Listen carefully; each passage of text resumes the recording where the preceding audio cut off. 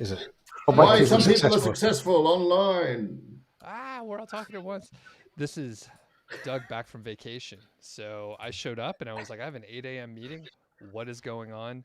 But we're here and we're talking about why some people are successful online. But I think we may just riff on a lot of random stuff because we haven't caught up, or I haven't caught up with the guys in a bit.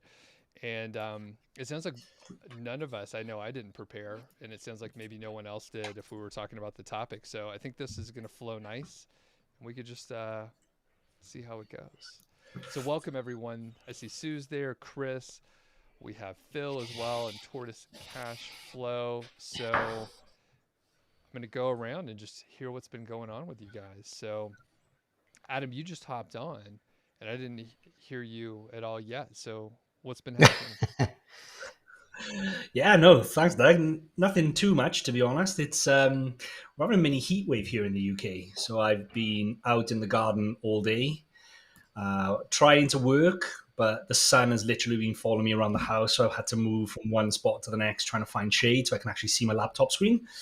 What else is going on? Oh, booked in for a new tattoo next week, which is a bit spur of the moment thing, and I'm not even having a small one. I'm having my whole leg done from top to bottom. So just literally decided last night that I had a design saved for a while and thought I'm going to do it, and I booked it for a week's time. So yeah, that's it.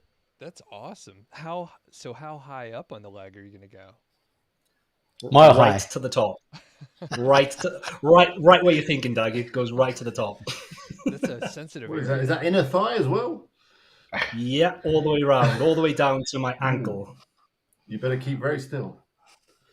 How Yeah, many, probably going to be a couple of days sitting, I guess. Okay, yeah, I was about to ask. Like that'll be a little while. So how much Do time? you sit for that? How do they do a leg?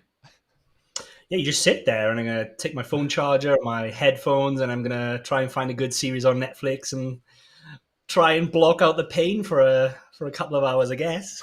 I think you should listen to the Doug.Show podcast on there.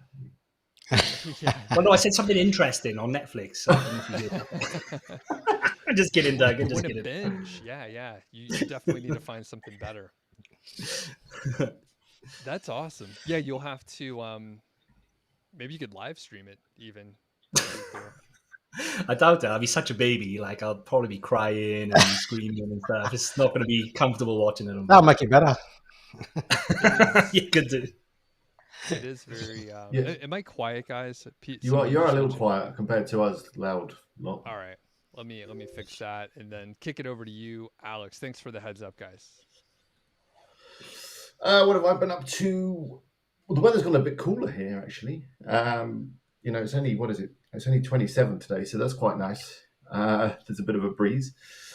And there's a big festival in Spain tomorrow, which is San Juan, aka John the Baptist, I believe. So that starts at like 10 p.m. That's pretty early for Spain. Down on the beach, and there's big bonfires. They burn effigies of people they don't like. So it's been controversial in the past, so I'll see who they're burning. And then at midnight, everyone gets in the sea and gets their feet wet. And then I think they scoop up some of the seawater and you take it back to your house and then you put it in the four corners and get rid of all your bad spirits. Probably won't be doing that bit, but I'll definitely be going down to the beach. There'll be a stage down there. There'll be some bands on. Should be good fun. I've done a few San Juans in my time. Very So cool. yeah, and other thing I want to say is last week on the Tuesday stream, I opened up the stream, had some fantastic guests on. I think I might have said that actually last week. But yeah, if you haven't watched it, check it out. It's really good. Is that the one that I jumped on, or was that a different one? Yeah, Like yeah. Day of the No, week, that was learn one. into one. Yeah. They are. But yeah. That was Very good. cool. And another. Am I louder now? By the way, Yeah, you're Yeah. good. thanks. I just updated the firmware just before the call and didn't reset it there. Okay. And then Jason does say it looks like 2 streams are going. I just want to make sure the tech isn't messed up here. So people yell at me if something's wrong here and I'll try to fix it on the other end. So, okay. And then Mark, how about you? Yeah, so I think we had I think since you've been away, we had the Building Empires event, which went really well, really successful. Had lots of people I guess you were there for some of that, right? You were there for the panel and stuff like that. So Yep. yeah, you've been. I guess that was around 2 weeks ago since you left, but yeah, that was good. Since then we've kind of announced the next one in January, February. So that's going to go. It's going to be a 5-day this time with some workshops and things like that too. Some more kind of networking opportunities for people. So that was good.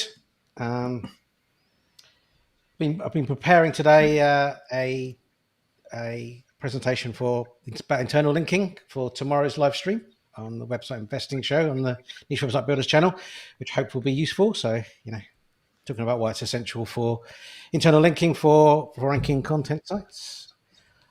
Also thinking about I'm booking a Christmas holiday. I hope for some summer sun. I'm jealous of all these people that have got the sun, although we've got some sun here, but I'm hoping to go to some small island somewhere, maybe Mauritius or Maldives or something like that, at Christmas. So plan on that. That's exotic. Are you taking the kids? Yeah. Apparently it's all right. Like you can get kid resorts and stuff. So yeah. Then I've got an offer on my house now, which they're coming for a second viewing tomorrow. So I'm hoping that they're going to pick that up and decide to go ahead. So yeah, hopefully things are moving forward on the house front for me as well. So I have been to Mauritius, I will say, and it's quite a long way. In fact, it's a very long way. And when we were there, the weather was overcast the entire time.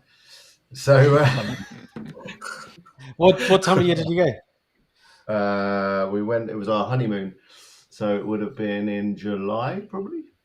Okay. Yeah, and it was all right.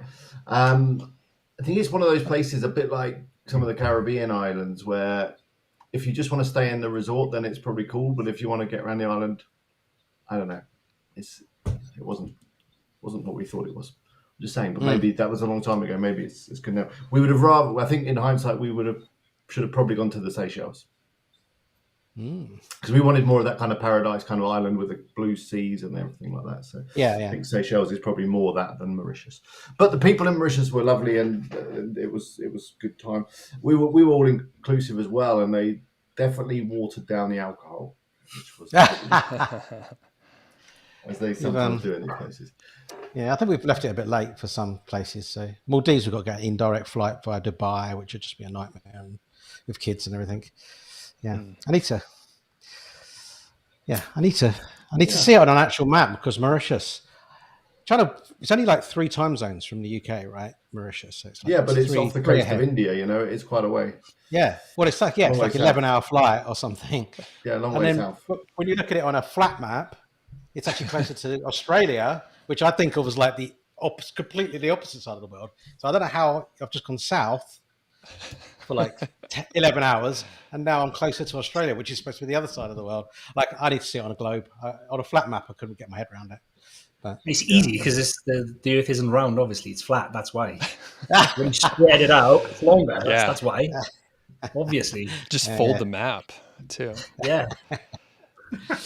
And speaking of vacation, so I just got back from San Diego, which was absolutely amazing. We were there for a little over a week, and the beach right there. I mean, we were right off the beach, maybe like 100 steps or so close enough to get there, but not like right by the boardwalk. And yeah, it was fantastic. We didn't have a car, so we didn't have to worry about like driving around or parking, and we had a friend drive us around a bit. But yeah, beach was awesome. We actually saw, I don't know if you guys are fans, Steve Martin and Martin Short. So they have a tour. They're going around, little stand-up comedy, little banjo playing. And yeah, it was really cool. This venue was like basically on the water, on the bay there. We checked out Coronado Island, and I kept a journal, so I'll be able to reference this. One thing I did miss out on was going up to the Ezoic office. I was telling Alex this beforehand. It was only like 45 minutes away.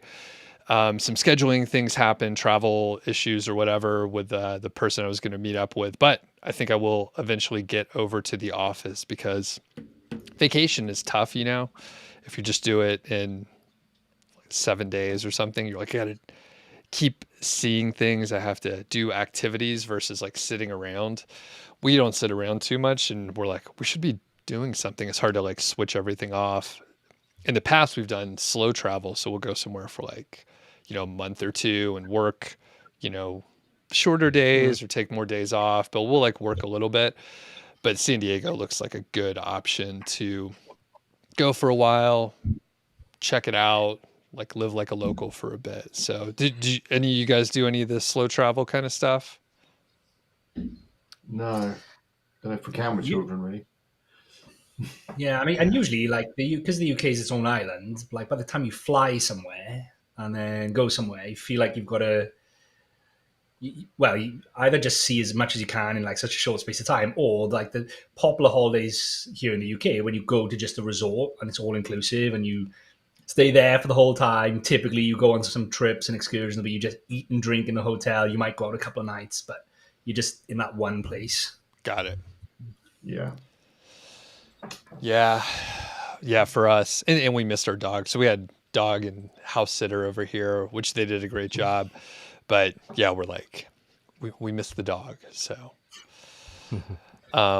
anyway, it was great. And I can't wait to get back over there. Tons of beer too. That's like one of the big brewery scenes out there. And I know, I mean, I barely got to a handful of places, but yeah, there are probably 50 other breweries that I could have gone to, like in the area, like just in the San Diego area that I've like heard of and appreciated for a while. So anyway, very good. Oh, we're gonna I've say got a friend who lives in San Diego. I've got a friend who lives in San Diego. I pretend I'm not jealous all the time. Yeah. My wife always tells me she loves the seasons, so she'd never go somewhere like that because she hasn't have any seasons. It's just like one sunny season. Yeah. I'm jealous of it. You probably saw him. He's like 7 foot tall, so you probably saw him while you were there. Noticed a tall guy. Yeah. Yeah. It's yeah, I mean, I think that is it. Like this, it's 60 to 70 degrees Fahrenheit. So yeah, just like the perfect temp, little cool in the morning. So if you wanted to go out and exercise, you're not going to like get too hot, but yeah, it is fantastic out there. So, and I feel like people would say they miss the seasons and then they would go somewhere where it's just perfect weather. And you're probably like, this is fine. I can like go somewhere cold in the winter for like a week and then you're good with it. But yeah. Anyway, very cool place. There are definitely seasons in other countries. In Spain, there's seasons. It's just a little bit colder in the winter. That's all. Yeah. It doesn't get seriously cold, yeah. It's all right. You can get by. You can get by with perfect weather. So yeah. San Diego is pretty much bang on the equator, though, isn't it? It's like no, I think it's a bit north. Yeah. It's Yeah, pretty far, north. pretty far Yeah. north. I guess it just gets the right wind pattern and weather patterns like off the ocean. It's close to the coast. I don't know. I think if you go inland a little bit, it's like hot desert. But my geography is bad for Southern California. So okay, I guess we can start dipping into the topic today. And we'll figure out some questions. So it's why some people are successful online. And I get this question often. A lot of times it comes in the form of what are the top 3 things that you see in your successful students, and people are kind of looking for a shortcut. Like, I'll do those 3 things and then I'll be successful. Usually it's more complicated than that. It's like 3 things on top of like a foundation of something else, most likely. And I'm sure we all have certain thoughts about this. So we'll kind of like do a quick round robin, like just kind of the initial thoughts. And then I also want to hit the opposite side of this, like why some people are unsuccessful. And I think that should be able to drive a lot of the conversation here. So I'll kick it back over to, oh yeah, go ahead. I was just going to say, I didn't do it. I asked my wife why she thought I was successful online, because we never really had this conversation. And she gave me 3 things. So it kind of ties in well to what you literally just said. So I'll hit you guys with the 3 things that she said. The first one she said is just determination. I've got lots of drive. And like in her opinion, she thinks that I can't leave a project unfinished or stop if it's unsuccessful. So I was like, oh, and these are things like we've never talked about. It's just good. It's actually good to get someone else's opinion looking in where we never spoke about this. So yeah, determination and having lots of drive. She's always looking for other options. And I was like, what does that even mean? She basically said that I'm very open-minded to other opportunities and ideas. So I'm I'm not fixated on one thing. And if other opportunities present, then I'm open to explore them rather than just being closed-minded. And then the last one said, Can there be a downside as well? Like you're not focused? Yeah, I think so. Yeah, because you're always looking for shiny object stuff then, I guess, right? And the last one was set realistic goals and ambitions, but they're not unachievable. So it's not like they're ambitious, but it's not like I've set a goal to make £100 million in a year. That's unachievable or anything like that. They're ambitious, but she said that whenever I talk to her about my goals, they always seem really ambitious, but achievable considering what we do for them, how hard we work for them. So they're the three things that she thinks make me successful online from an outsider looking in, and she doesn't work online or anything like that. She's never done this kind of work. So I thought that was kind of interesting. I think that's the show. I think that's it. You solved you solved the issue. Oh. Thanks, Jess. Doug.Show completed it, mate. Yeah. Perfect. So do you guys have any responses or observations, especially you, Mark, since you work with Adam directly quite a bit? Yeah. Yeah, I think Adam and I are really similar. We complement each other in many ways, but we're very similar in those factors, I think, when it comes to like drive and determination. So I would, one of the things I've just written down whilst we were thinking about it at the start was like focused, which was slightly different to what Adam. That's why I sort of challenged him on it and said, could that be a bad thing? Because like I think focused, you got to be relentlessly kind of going after a goal and a target and something to achieve. Because if you do flip around and go off to other things and do other things, then you kind of get nowhere with any of those. Now, I don't think Adam's that at all. Like by flipping around, like he's definitely focused, but he's open to other ideas. But I definitely see people failing because here's the shiny object syndrome, right? They'll go for one thing, they go, oh, that site didn't work, I'm going to start a new one before they've even really given that first one a go, or they'll just try something completely different, and that's just like not focused at all. Like they've not accepted that they're in, or maybe they do accept that they're in it for the long term, but they always think, oh, actually, this is a better opportunity. Actually, I'm going to go for this one now, and then they think, oh no, this is a better opportunity. I'm going to go for that one now. So I think it's that being focused, but then relentless, which is tied in. Once you've got a plan, like have to like double down on it and just follow it through. Like even if it feels like it's not working, and you feel like giving up, just don't give up and keep going. So I think there's those things, and just have a plan, right? In general, if you don't have a plan, you haven't got anything to follow. It's very easy just to go blind, to head down and just work really hard at something. But if you don't look up and have a plan, you might be going in the wrong direction. So you need to be making sure you're going in the right direction as well. So, how about you, Alex?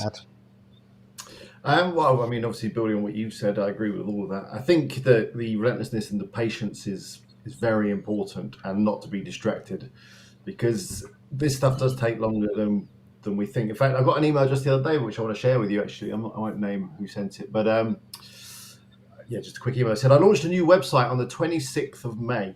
So what's that? Less than a month ago? Yeah. And by the way, the subject of the email is, my new website seems dead.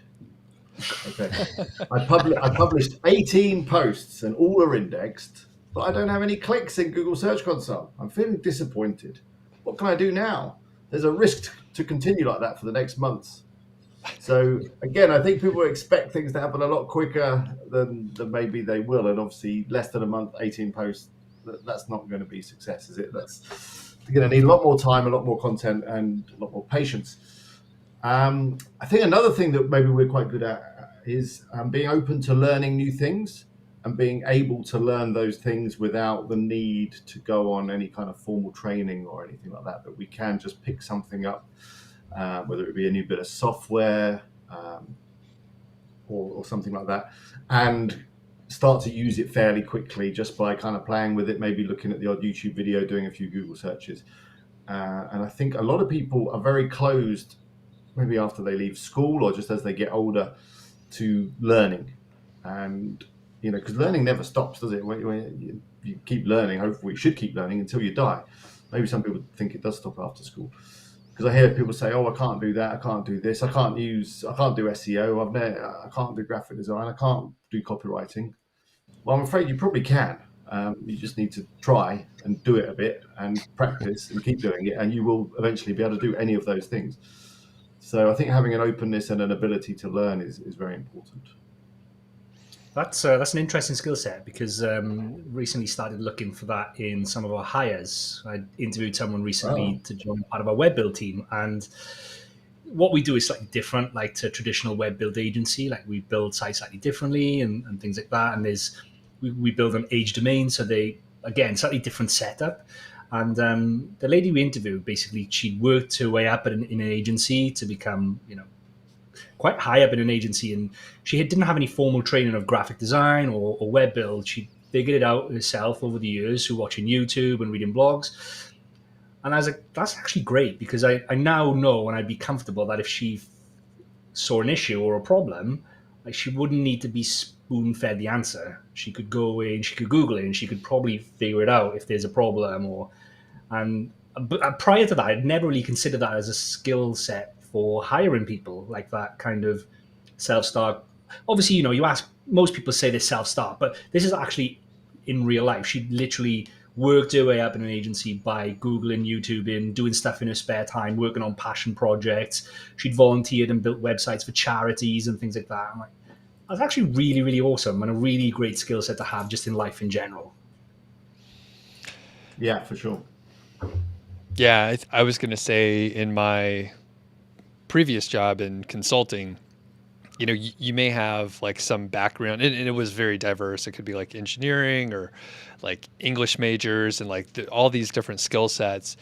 And really, you just need to be able to like problem solve and like look shit up on your own, figure it out. Like there's training out there, like go find it and do it. And that was in more complicated days where you couldn't look up everything on YouTube like easily. So you may have to hunt things down. But yeah, that sort of like, I could figure it out. Like someone has done this before.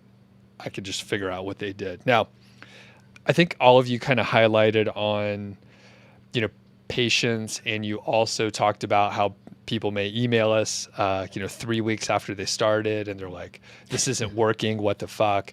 It's like, come on, like it should take a little bit longer.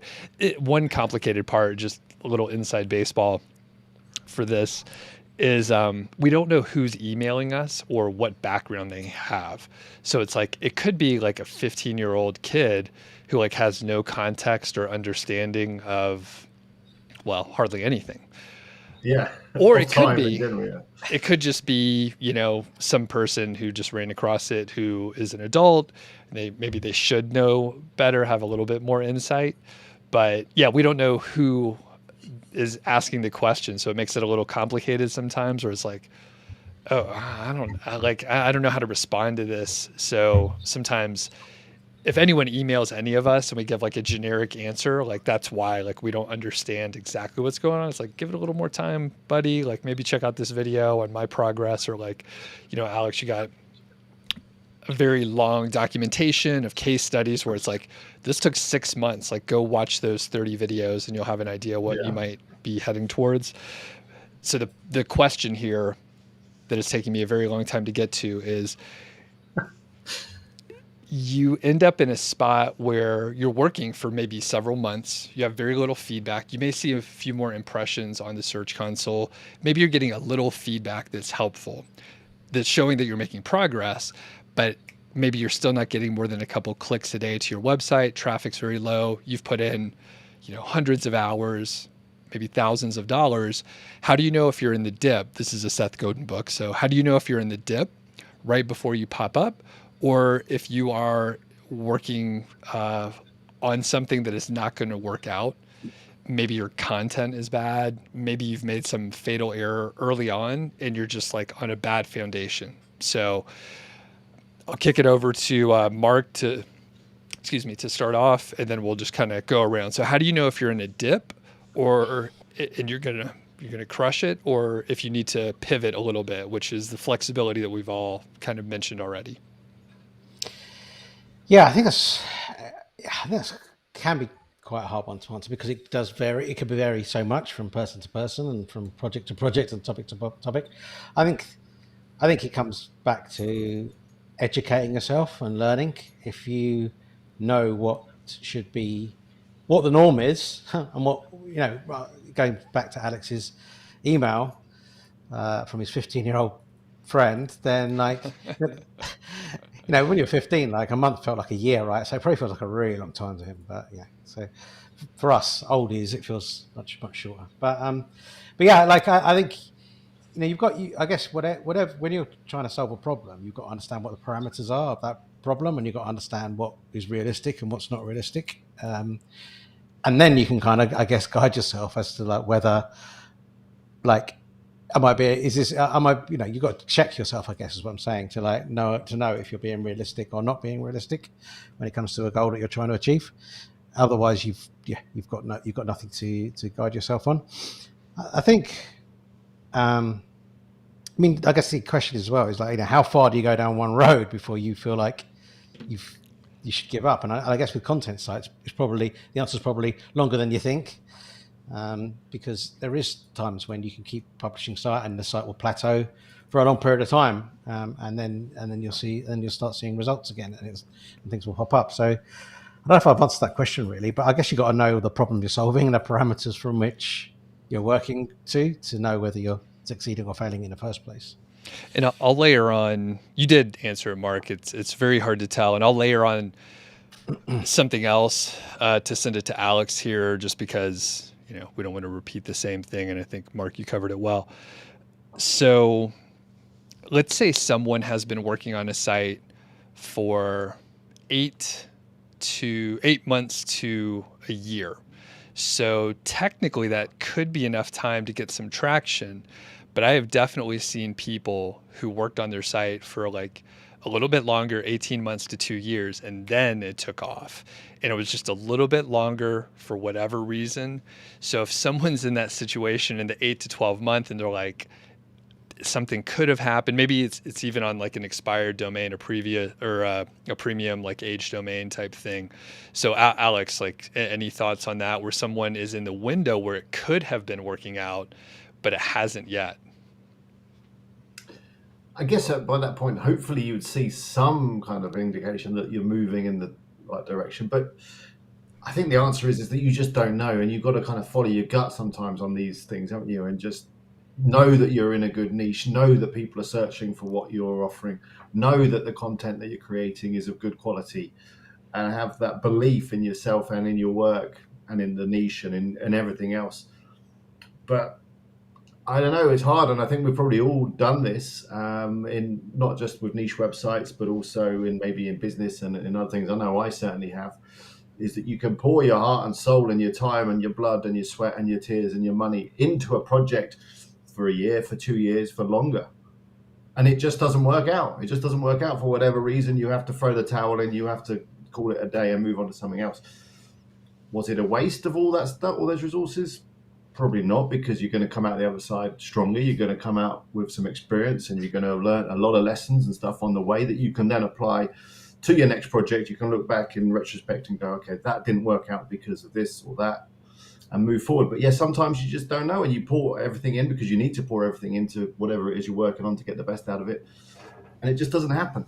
I mean, I guess the question is, when do you make that call in terms of quitting? I don't know. I don't think there's a black and white answer. I guess you would just kind of know. And I say a lot of it probably comes from your gut. Mm-hmm. And then Adam, to, I guess, switch up the question a little bit. In our previous conversations, you have mentioned like you're so confident in the process, you would like go into debt if it was a good, I guess, not mortgage, but a good loan, good terms and all that stuff. So have you pulled the plug on some project where you're like, hey, this is just not going to work out, and or it's like not working out how you thought, and you're like, I could spend the same resources somewhere else for a better ROI. So have you killed any projects, Adam? Yeah, definitely. Like, and I think like lots of people are guilty of this, of just posting up like successes, or especially online. Like everyone talks about the success stories. I've talked on your podcast, Doug, many times about success stories, but I've also had failures. And I think anybody who tells you they've not had a failure is probably lying to you. And I've definitely given up on projects. I've not like binned them off, but there's one which sticks in my mind, and it's painful because it was quite an expensive, I guess, mistake. And we've touched upon this before. When I bought a website that was kind of outside of my usual remit of sites that I would buy because I thought I could make some quick money. It was undervalued, under-monetized, was all affiliate content. And this is going back, I don't know, over a year ago, all affiliate content. And I thought, I can buy this, hold it for several months and flip it for a higher profit, but it's not my usual MO. And then I bought it, and then a Google update came out and like wiped away 90% of the traffic. And I'm stuck. I've just bought this site. It's about $35,000, and I had no idea how to fix it. I didn't know what to do. The content quality looked good. The backlink profile didn't look spammy, and I just didn't know what to do with it. And you kind of have to make a decision then. Do you spend the time and effort in figuring this out, trying to uncover what happened, trying to rescue the site? Or is my opportunity best spent elsewhere, looking for other sites or growing the existing sites that I have? And in all honesty, I class it as a failed project. I'm still within my portfolio. I've done nothing to it. Still ticks along, making $150, $200 a month. At this rate, it's going to pay me back in like 5 years. I've probably no hope of really selling it, or I could sell it, but like at a massive loss. And it's a failed project. I don't really intend. In the back of my mind, I always think I'm going to come back and do something with it, but I know in my heart of heart, like I'm probably not going to touch it because I'm busy with the agency and busy with my other sites. The other sites are growing, and yeah, it's just sitting there doing nothing as a failed project. So yeah. Have you checked it after this recent update? Still the same, no movement, pretty much the same. Yeah, I'm hoping like that is generally one of my strategies. I'm hoping I'll hold it long enough. It comes back, it's like, oh, we made a mistake. This is great after all. And to this day, you still can't put your finger on why it was punished? I don't think so. I mean, so it wasn't hitting the update that apparently targeted more commercial content than informational content, which, you know, if it had been hitting that one, I think it would be fairly straightforward. It was before that. Whether Google had some kind of, you know, was doing bits of that before in the update previously, I don't know. But the learning from me from that was more a case of, like, why did I step out of my lane? Why did I do that? And in all honesty, it's greed, really, because I thought I could make some quick money on a quick flip, and it's kind of changed the way that I'm not looking for that anymore. When I look for sites, I'm looking for sites that have been stable for a long time and fit exactly what I'm looking for. If it doesn't, I don't have that FOMO anymore because I've been burned with this project.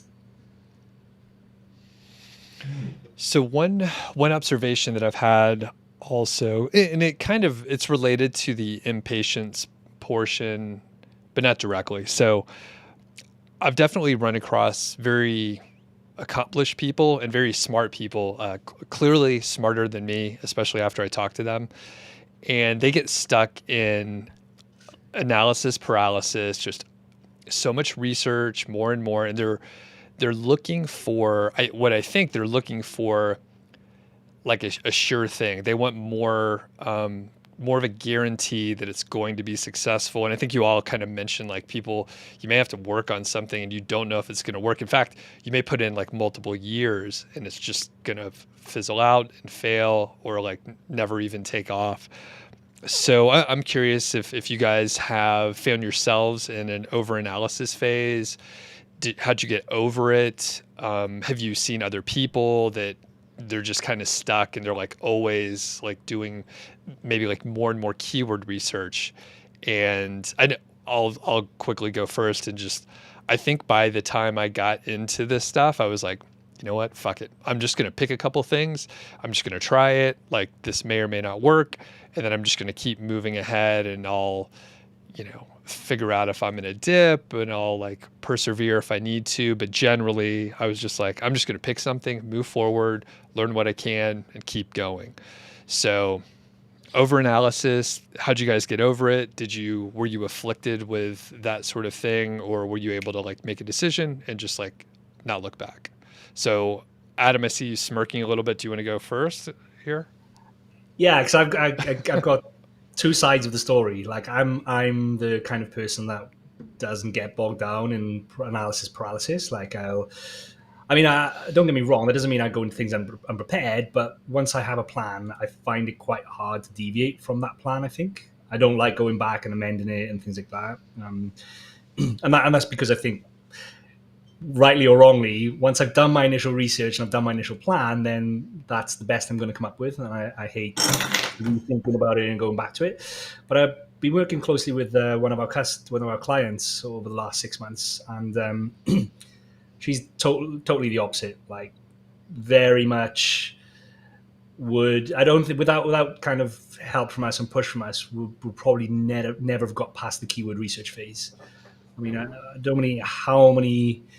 We were working on the keyword research together, like as a joint effort, and I don't know how many plans she sent me over of, what about this? What about this angle? What about this? I found this. I looked at this. I'm like, we're going to have to start somewhere, right? Because all these plans combined are about 10 million words. Like, where are we going to start? Let's decide on that first. Like, all this research is great and future expansion and all that, but like, where's the opportunity right now? And I think that's what it probably comes back to, is you can do all the research you want and all the planning, but you've got to pick somewhere to start, and that place usually to start, in my opinion, is where the opportunity is right now. And usually when we talk about niche websites, that means what are the keywords that you can rank for right now, or what are the topics you can rank for right now, or how much content can you create in X amount of time? Does that allow you to cover the topic fully, or should we pick a smaller topic to allow you to cover the topic in full, or however that looks. So yeah, I can definitely see both sides of the coin. One, myself, that'll just go in with a plan that I've made and amend it on the way, I guess, iterate it on the way, but not spend all day dwelling about it. And then someone who just would plan forever and ever and probably never get started. Mm-hmm. Yeah. How about you, Mark? Yeah, for sure. I mean, I think if you said that people giving up too soon is a problem, people never getting started is a real big problem. Like, I think inaction is is one of just not even getting started is just. And I would say I do go into things unprepared quite often, but I'd rather go into it and get started and take action and then learn along the way than not. So I'd much rather just dive into it and get going, because then I know and just learn as I go. And that's kind of, So inaction, don't worry about being too prepared, because you're going to learn. You're going to learn a lot of no matter what you do. I'll give an example. Like, if you're going to learn how to ride a bike and you're going to watch YouTube about how to turn the pedals at the right speed and how you get on and all those things, like, just get on it, and you're going to maybe fall off a couple of times, but you're going to learn far quicker and get a lot further by just jumping on that bike. And I think that applies to a lot of things. Just, you might make some mistakes. That's good. Just get going. Inaction. Action is the best thing you can do, I think. Indeed. Yeah. What about you, Alex? I'm not one for analysis paralysis, that's for sure. I generally jump in with both feet, and just if I see something that looks interesting, I'll just start, which is again, that can be a problem sometimes, starting too many projects and all the rest of it. One thing I do get stuck on, maybe longer than I should, is often regarding domain names. I think searching for that perfect domain name, people can get obsessed with this, and I do a little bit as well. I'm currently looking through age domains, and I just want to find that perfect domain, and obviously it's very hard to do. And I actually think that domains are becoming less relevant. I don't think, especially as people come from search and other sources, they probably don't even look at the domain name that much, really. But that's one area that I do get stuck at. There was a phrase that I think I heard this at Google that they use quite a lot, and it's leap and learn. So basically, you just jump in and you learn as you go along. And I think that's happened a lot, especially in software development, where they used to spend a lot of time developing software and trying to get it perfect, and it just meant that software took a long time to develop and was always being delayed. But now they tend to just get something that kind of works, and then they push it out and get the feedback as they go. And is that called agile development or something? Is that called MVP as well? Like, push out an MVP and then go from there. Mm-hmm. Yeah. Minimum viable product. Yeah. It was like, actually, I worked in software, so I could tell you just a little bit. I know there's some nerds out there that know what I'm going to say here, but they did like a waterfall approach where they would talk to the business. They would figure out what the business wanted. They would send it over to the developers. They interpreted what the requirements engineers were writing down and then ended up with something a little different. And then the testers would test it, and then it would go back to the business, and the business would be like, this is not what we wanted at all, because it got lost in translation. So you ended up with like having to rework it. And the idea with Agile is like the iterative approach, which is kind of what, we all mentioned, is like, pivoting, being flexible. Like once you get something out there, then you can adjust. But if you don't have anything out there, you can't adjust. And if you just make a plan and you stick to it too stringently without adjusting to whatever the world's telling you, then you're maybe a little too stubborn and you just need to like pivot just a little bit. Yeah. So and that waterfall approach, like of anything, like I guess it was always one big project, wasn't it? That's the thing. So you might take 2 years to complete that project because you define all of the requirements, everything you need, and then you'll take 2 years to do it, and then find out actually it doesn't work, or nobody wants to buy this software or whatever. Or yeah, so that's the whole thing with waterfall. It's like all or nothing, pretty much. And they've kind of variations of that, but yeah, agile, like Adam was saying, minimal viable product. What's the minimum thing that you can get that's going to test the water? Same with building websites. Get it out there. Get going. Yeah, and you can see it. I think people are obsessed with that. Yeah, sorry. With like look and feel of a website, the color scheme, the fonts, the logo, the layout, all that stuff, and just spend ages and ages tweaking this, tweaking that. But as we all know, most visitors, they don't care what your website looks like as long as it's fairly clean and loads fast and hasn't got any music or too many animated GIFs. They're probably happy. So and back in my web development days, you just spent hours in meetings and stuff just talking about the color of this or the font of that, and it's just like, it doesn't matter. It's not going to make any difference. At the end of the day, we want the website to sell things, and that color of that border is really probably not going to make a lot of difference to the bottom line. So let's just go with black. A CRO expert would probably disagree with you there, Alex, about the color scheme and layout and stuff. I'd say look, we'll run it through Website Optimizer once we've launched. We could test out the color of that button and just see what happens. Maybe it was the May 2022 Google logo update. No, you didn't have a good logo, so it's yeah, maybe that's it. Yeah. maybe it was. Maybe we do need to start paying attention to it. That'll be a good, file that away for like April Fool's jokes for next year. And like we could all do videos where we're like, did you see the update? Like everyone change your logo, and then we'll sell like maybe you guys have a graphic design service coming up for next year, and it's just to sell that. We'll make up this whole fake Google update. Crack the Google logo algorithm. We know what works and what doesn't. Yeah, that's pretty good. I like that. Okay, so I think we'll potentially take some questions out there if there are any. So just write them in the chat and we'll try to file them away. I don't think any came through, but yeah, any other broad observations or questions that you guys have? You know what? I feel like I've read books on those kind of topics before, and go, Alex. Yeah, it's not completely. Well, it is kind of related to this topic in terms of why some people fail. Last night, I did a stream, and it was site reviews. So I had a lot of people sending me websites to look at, and we were looking at them together and going through them, and a lot of them, they didn't look too bad in terms of design and stuff. But when I was actually digging into the content, which is something that I actually haven't been doing too much on my site reviews, but now it's all about content, especially with the latest Google update. Just reading the content, looking at the keyword that obviously it's been written around, and going through the content, and pretty much on all of the sites that I looked at, it was terrible. Content was terrible. It was long, it was bloated, it was badly written, it didn't deliver on the title of the article.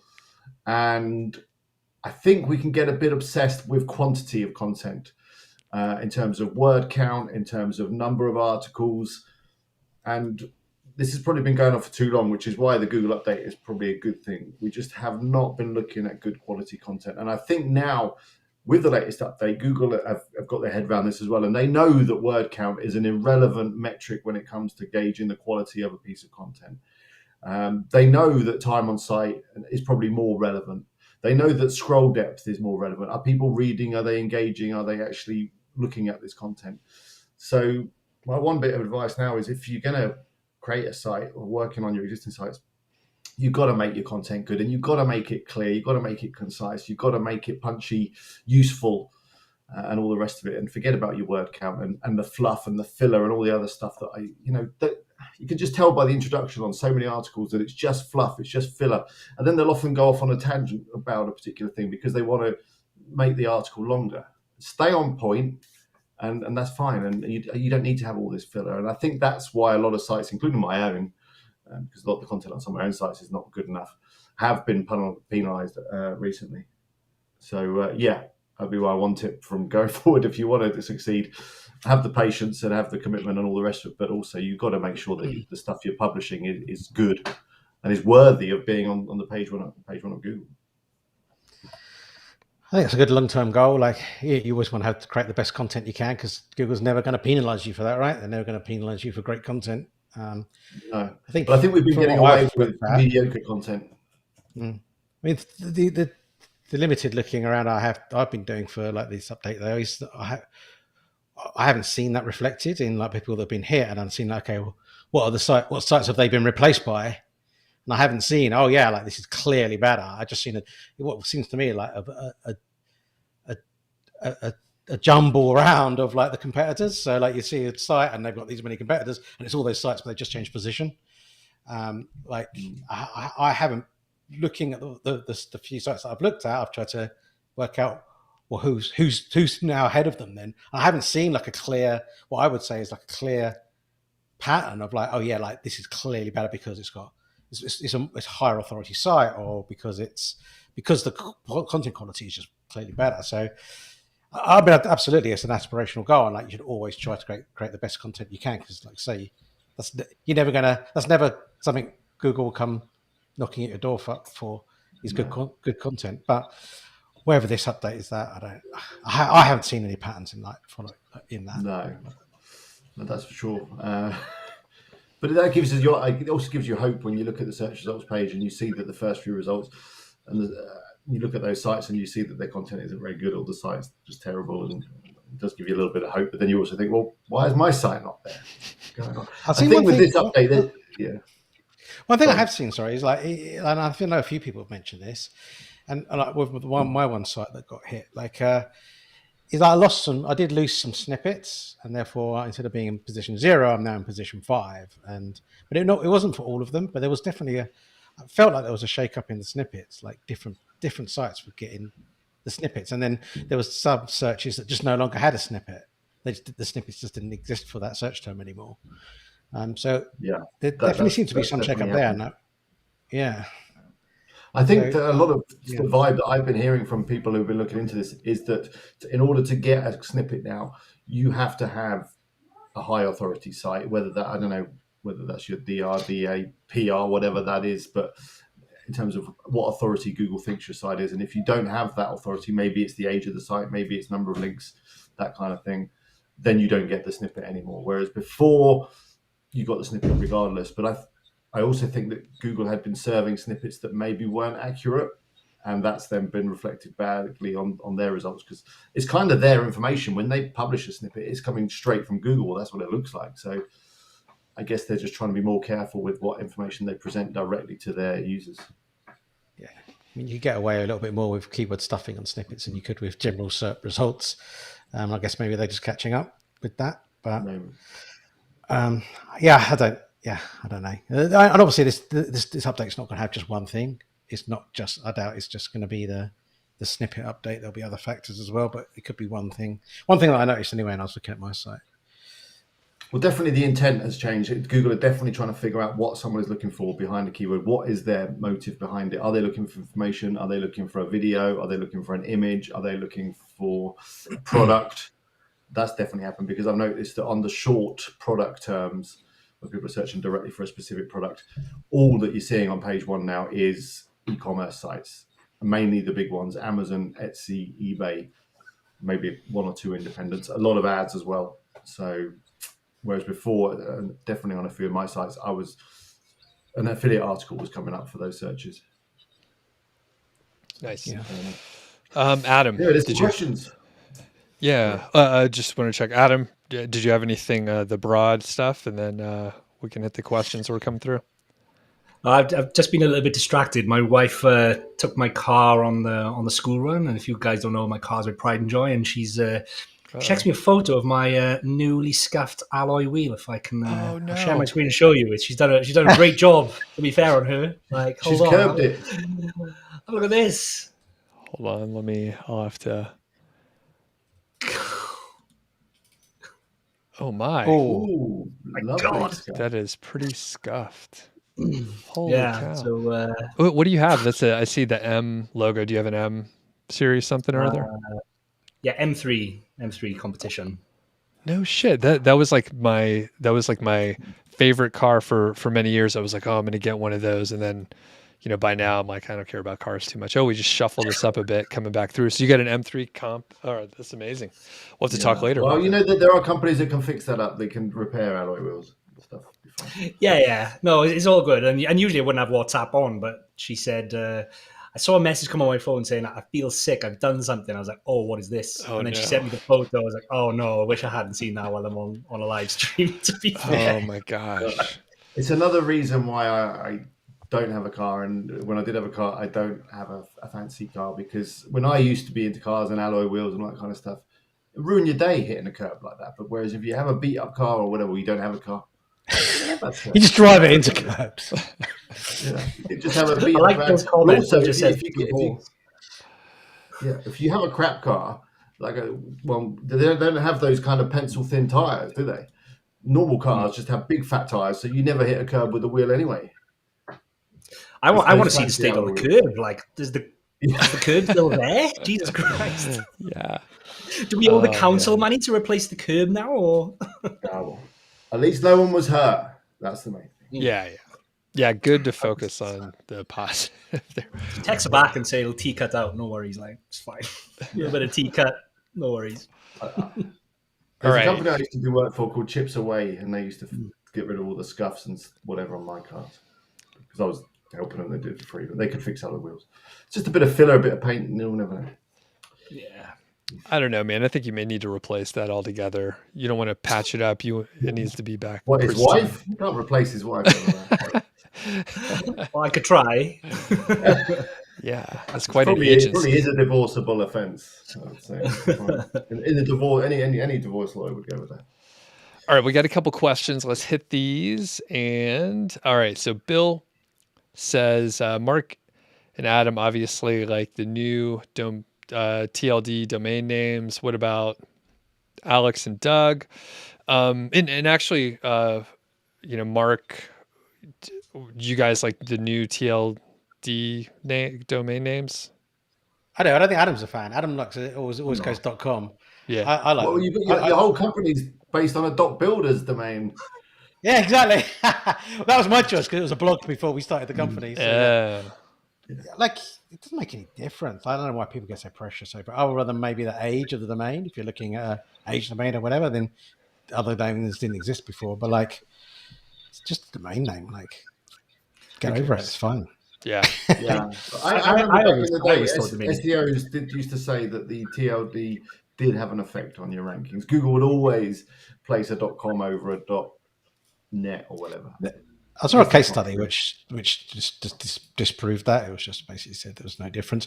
Well, actually, it said the new ones did slightly better, but it was like 50.2% or something. So, enough to be within the range of it doesn't make a difference. Yeah. I'd always. Sorry, Doug. I was just going to say, usually I go with the .com, but like my podcast is Doug.Show because I was like, well, I can get the new .show and it's just shorter domain, 2 syllables. It's quick. Yeah. That sounds cool. I like it. Yeah. It doesn't matter though. Yeah. And in terms of when you actually speak your domain name, it sounds better for sure. And in branding or whatever, if that was printed on a flyer, a t-shirt or whatever, it looks better. It's cool. I don't have a problem with them. I just, talking about speaking, I remember when back in the old days when people registered domain names with like hyphens in it and they go, oh yeah, okay, what's your website? It'd be like my -website -UK -company.co.uk. Yeah. I don't care about hyphens either, to be fair.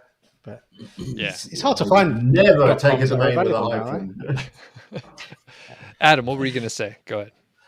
I was just saying, like before I met Mark, I'd always had this preconception about those other top level domains until I met Mark, and one of Mark's bigger websites was a non-traditional, like a dot something, and once he showed me that, I was like, oh yeah, fair enough, because he proved it to me. But prior to that, no one could change my mind because I'd never had any experience, and I was like, I've never seen one like in the results. Maybe I just never noticed one, but I feel like I've never seen like a dot show in the results or whatever. But they definitely do because like it was a one of dot Mark's kitchen, biggest sites wasn't it? was something like that. Yeah, it was a dot kitchen for a like food cooking site. Like, surely that's an indicator to Google that it should be ranking more, if anything. So yeah. So Yeah. Well, when you Google search Doug Cunnington, which I'm sure Doug, you do that pretty regularly. Constantly, daily. Yeah. There's your Doug.Show is first page, of course. You've been outranked by a website that's internetmarketing.gold, though. So Oh, really? then the rest of it. Then I don't know what site that is, but they're obviously talking Isn't about that Cal Roof's site, the guy that ranked the Lorem Ipsum tech? So kind of Yeah, I have a course over there. I worked with them a little bit for my course initially, and then rolled off like a couple years ago now. But yeah, I'll have to check that out. I have totally different SERPs to you. You got your Spanish SERPs. maybe. Yeah. That's funny. Yeah, actually, everyone out there, Google Doug Cunnington. Let's boost up this this name. Yeah, click on Doug.Show. It'd be a good click through rate on there. Yeah, actually, we have like 68 people, so if we all do it, I think it'll make a difference. Which link do you want us to click on? Do the Doug.Show one, and we'll report back. That's position 10 for me at the moment. It is. New site projects #1. I can go for Doug. I'll click on Doug.Show. Okay, yeah. So everyone in the chat, people that watch the replay, this is how I'll end up getting like banned from Google. I'll be de-indexed all over the place. Okay, one quick question. Robin says, do we need comments on the website? And Zach gave a good response here in the chat. Thanks for this, Zach. Depends on your niche. One of my sites, there's great insight from the and content ideas from the commenters. And the other site was all spam. So it's a personal choice. And if it works for the niche, do it. If not, then don't. All right. Here's one from Ku. I think that's how you say your name. How do you keep going when the odds are against you, i.e. low traffic, income is low, etc.? So, Adam. Yeah, it depends if it's your first time or not. If it's your first time going through this, and I think it changes after your first time because you trust the process. Like you know that you're going to go through this dry spell of low income and low traffic before you come out the other side. If it is your first time, then it's really hard. Like join communities, join Facebook groups, watch YouTube videos of people that have gone through the same process, who have had the same feelings of you, have had the same feelings of doubt and uncertainty as they go through, and then they come out the other side. And it just comes down to then having trust and faith in the process. There's nothing else to it apart from watch other people do it so you know that it is possible, and then just trust that you can do it too. I think that's, yeah. I don't know if you guys have got anything else to add, but no, you have to just believe. You have to believe, and if you need to reinforce that belief, YouTube is a good place to do that. Twitter's another good place. In fact, I find Twitter really good. If you follow the right people, they will constantly be posting and sharing little snippets of success and indeed failures, so that you kind of feel like you're in a group of people that are all on the same journey. And you've got to keep that belief, and that's going to be different for everyone how they do that. Yep, and the one thing I'll add is just although I'm not a very good community member generally, but the community and having people show up for these live streams and like you hear each other go through the early days, and it's good because basically no one cares about what you're doing or if it works. Google doesn't care about you. Like none of the advertisers or anything you're going to earn money. Like you're just a piece of the machine. So you do have to seek community to get the encouragement. If you don't have like the internal drive and ego to just like push through during the tougher times. So, and quick note, we're at the top of the hour. So guys, are you good on time? Anybody need to drop off immediately? No, okay, from it. Cool. DJ says, thoughts on the Ahrefs new search engine? Yep. Is it a competitor or just a data tool for them? Will anyone compete with Google ever? Any thoughts? Anybody check this out much? I don't know. I've been working in search for a long time with Google, and we've seen other search engines try, so many different search engines try. The biggest one, obviously, probably Bing. That was the biggest threat to Google. They weren't able to do it. I just think people are in the habit now of using Google. The one glimmer of hope was possibly if Apple were to do something and change the search on the Apple in the Apple ecosystem, that maybe they might cause a shift. But I think it's just so embedded that you Google something now. I mean, people don't even say let's go and search the internet. They go and Google something. It's just like, I think it'd be real. Google would have to make a big mistake somehow to lose that crown, I think change comes when step changes, right? When something massive happens in search, like that's completely different from what's come before, then that's kind of when you get those major changes. Like if you think Hoover was similar, right? You Hoover the carpet, Hoover the floor, but Hoover was a brand name. It was a vacuum cleaner, and Dyson came along, and now everyone talks about vacuum cleaners or Dysons. Yeah. I don't know. They just came, so basically they came out with a better product, so it's all about the product. So yeah. Yeah. But how do you get a better product? It's got to be a step change, a new invention, right? Almost.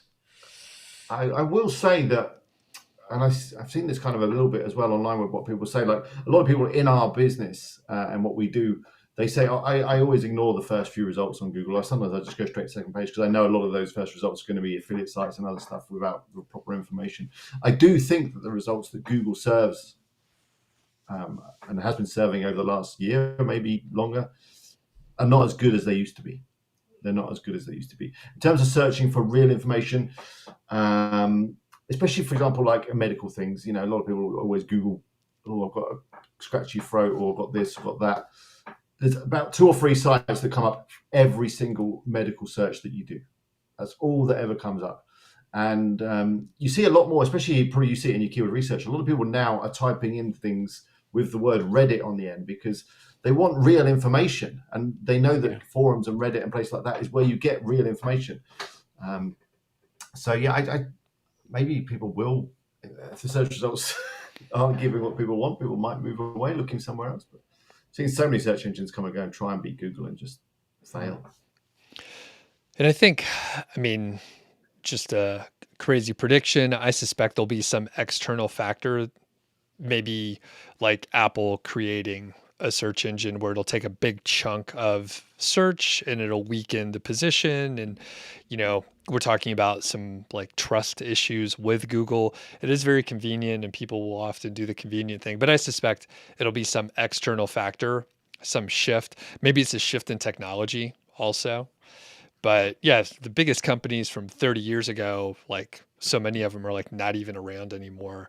I forget the stats, but in my financial independence area, whatever, like the Nifty 50, which was a set of stocks from back in the, say, 50s or 60s, I can't remember when, but basically most of those companies are not the top 50 companies anymore. And they were like so dominant that you can't even imagine that they wouldn't be in there anymore. It just doesn't make sense.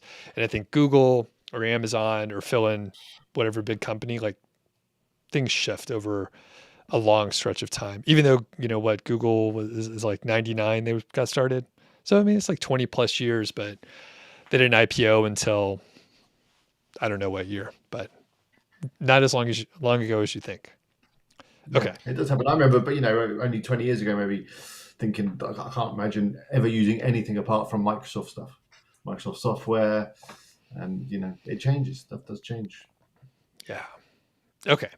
Shifting gears, more technical. Derek says, how often does Google show the meta title that you set? It's low. It's like 10-20%, something like that. I think it's really low now. Data it's lower than that again, I think. Lower now, is it again? Yeah. Yeah, We don't bother with them mostly. Yeah, for my own sites, I just Yeah. stopped adding them. Let's not get confused because he said meta title there, which I guess is not actually a meta because it's the Oh, did you say title meta tag. description? I thought you said meta description, meta title. Meta description for sure. Google changes and creates whatever it wants to try and be more relevant to the search. But title? Do they change the title often? I don't think they do they? Is it title? Did he say?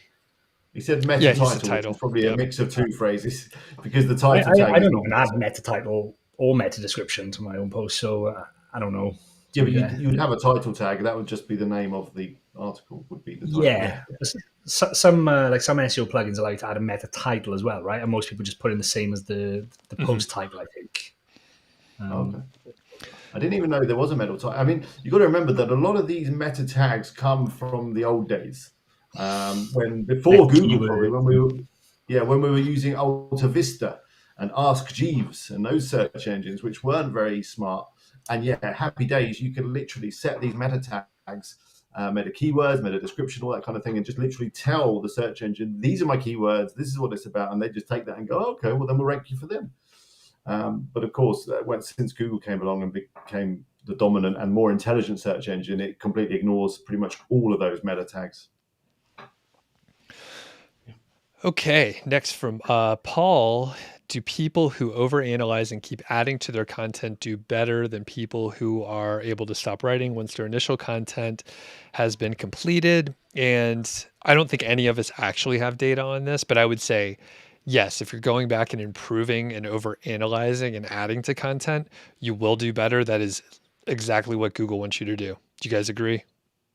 Yeah. It's probably not overanalyzing. It's just looking at the search results, Googling, looking at the competitors' content, going, okay, well, what have I got missing from mine? And improving and updating. I think a lot of us are guilty of this. I know I am. Put content up and just forget about it. But especially if you're talking about products and things like that, you have to go back through and update it. Mm. Yep.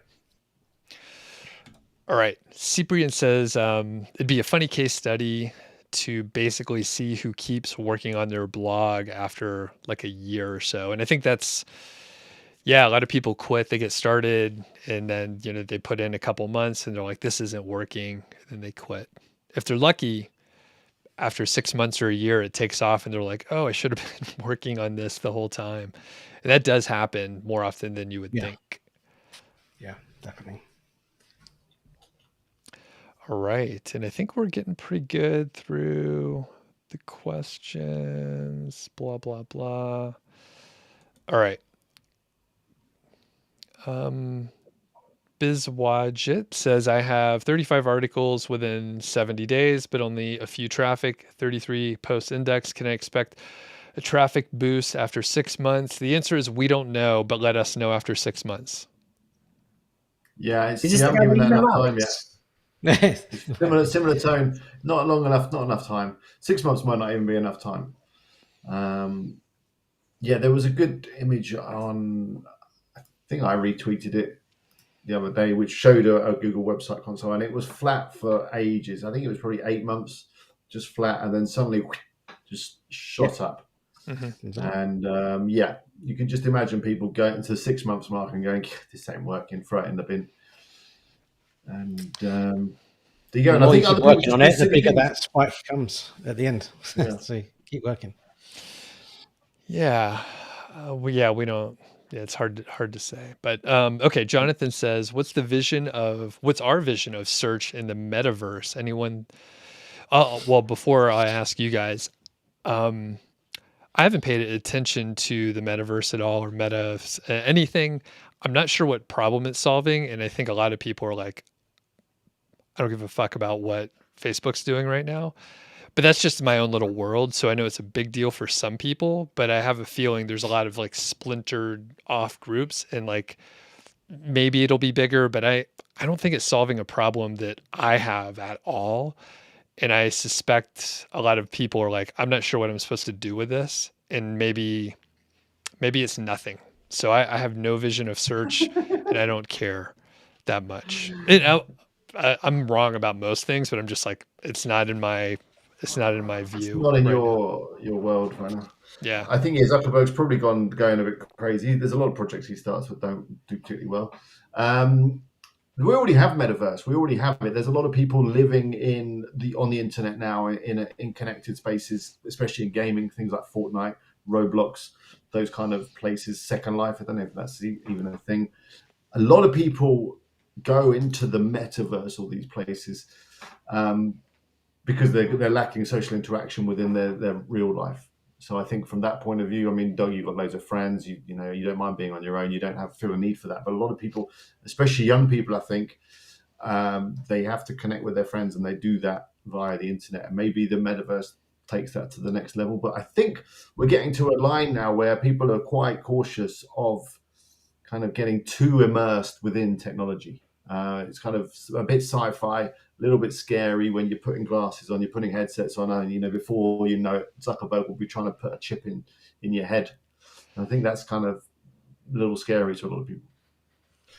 Watched a video about and it was a guy sitting on the edge of a mountain. It was TikTok. Like, you guys know I love TikTok.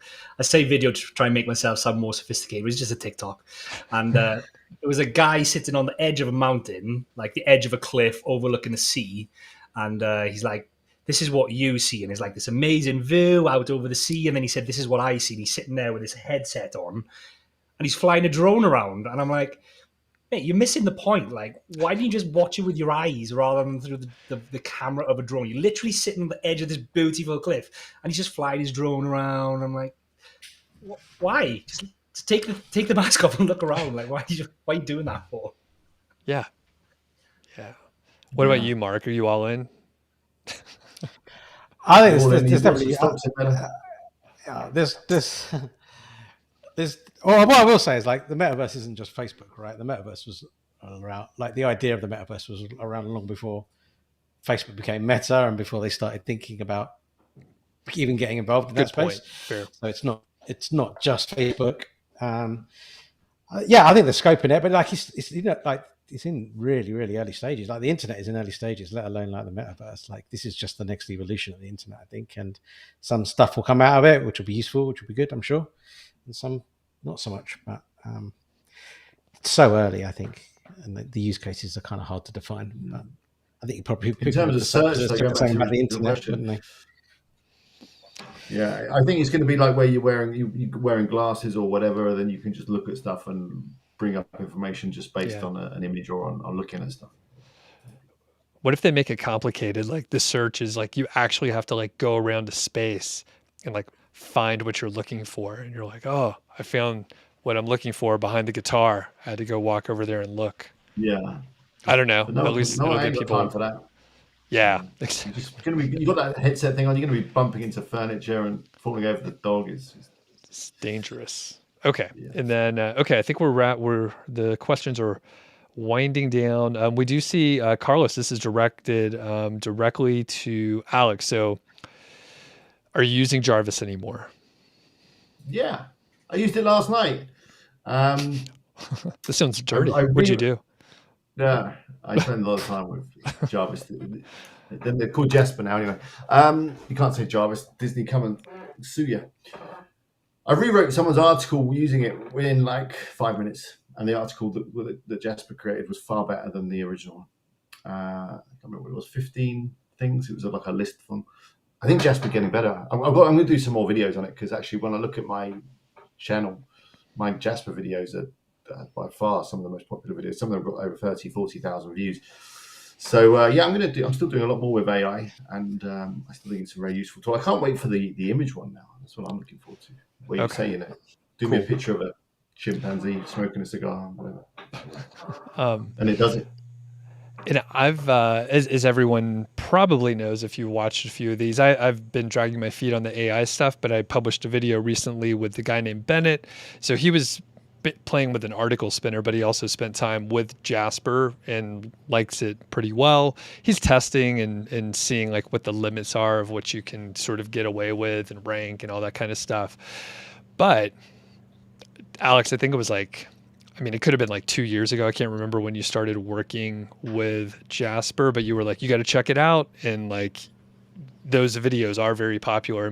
There are so many questions of, on that specific video that Bennett was on. And I think there's a big opportunity. This is a great idea. Alex, you already I mean, you're already doing it, but if someone started a brand new YouTube channel and you just tested all the AI tools, like pretty sure you'd be able to take off quickly. Like your videos would get You would. suggested There's a a lot lot. of people interested in it. I fear again though, it's a lot of people that are looking for shortcuts. I think a lot of people come into internet marketing looking for shortcuts. I don't think AI is a shortcut. I think it's just another tool in the suite. And still, to craft an article with AI probably will take a similar amount of time as if you were going to write one from scratch. But it will kind of just streamline it a little bit. It's not a shortcut. All right. And then Jonathan is following up and say, will there be a virtual reality search engine? I don't know. Maybe. Probably, yeah. We had virtual reality in the 90s. Never took off. Never really took off. Blah, blah, blah, something. Okay. All right. I think we are. And finally, I mean, we get this a lot. Q says, is affiliate marketing dead or competitive now? It's not dead. It is competitive, but everything's competitive, but there's always like new players coming up. So I wouldn't let it, the competition shouldn't bog you down. In fact, I'm starting to answer like, is a niche too competitive with not, it could be a little too much.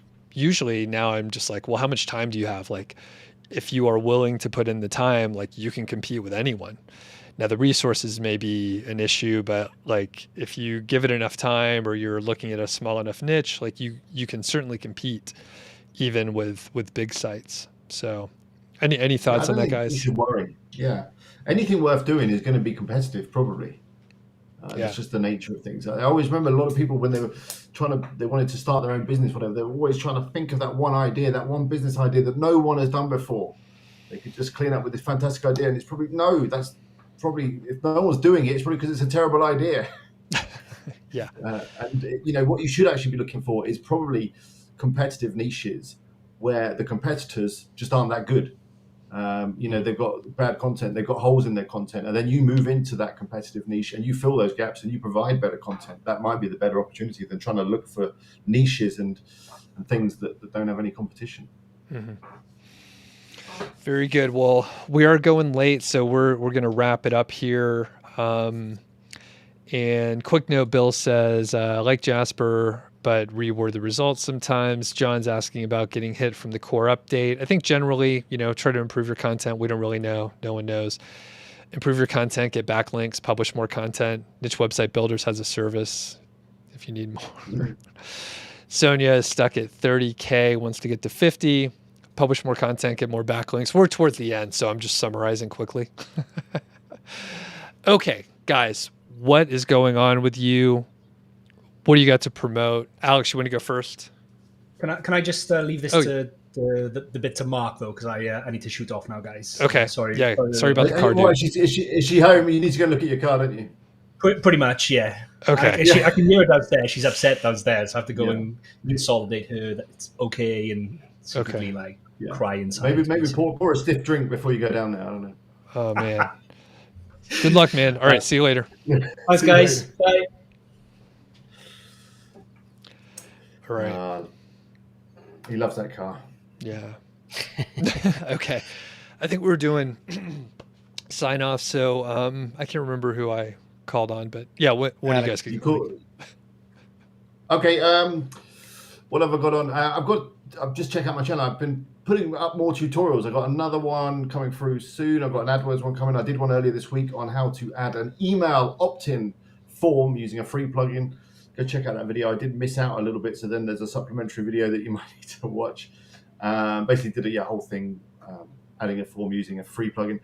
It's the thing you should do. I mean, when you have your email list, you've got actually a source of traffic and something of value to your site. And I'll be live tomorrow afternoon. Come join me. Very cool. Yeah, what time do you go live tomorrow, Alex? It's 12:30 my time, so that's 11:30 UK time. My time is Central European summertime. Okay. I'm basically got 1 it. hour ahead of you. Quick note, I'm probably going to do a live stream tomorrow morning. I'm not 100% sure what time, but I missed it earlier this week because I was on vacation, but I will be doing one tomorrow, most likely, or Friday. I'm still on vacation, but like I was telling you guys. But anyway, so Alex got the live stream. There's a link for his channel in the show notes, but you guys know Alex anyway. All right, Mark, what do y'all got going on? Yeah, same link in the channel, link in the description to our channel as well, which we're also doing a live stream next week, tomorrow, should I say, which is going to be, we're going to talk about internal linking and why it's important for growing content sites. That's the topic of tomorrow's show. And I guess the only other thing to mention is if you missed the Building Empires event we have 3 days of speakers talking about how to grow profitable content sites, then head over to building.empires.live where you can go and check out the replays, and you can also register for our event in January. That's it. Awesome. So for me, like I said, I got the live stream tomorrow, and John asked about the core update. Sonia asked about growing her site. So whichever live stream works out, you go to Alex's or mine or Niche Website Builders. You could hop on and ask that question again, and we'll probably be able to answer it more thoroughly. I have 2 podcasts. There's a link in the description. One's affiliate marketing, one is financial independence, but definitely check those out. And if you didn't watch the video with Bennett on the AI content and you care about AI content, you should definitely check it out.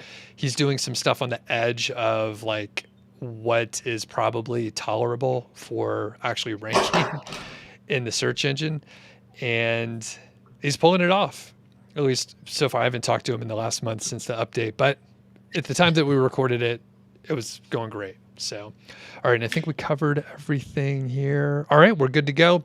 Next week, we're on probably Alex's channel. Is that right? Yeah, we must be. Yeah. Okay. So same time, same place. And I'll talk to you guys soon. Thanks everyone in the chat. And we'll catch you all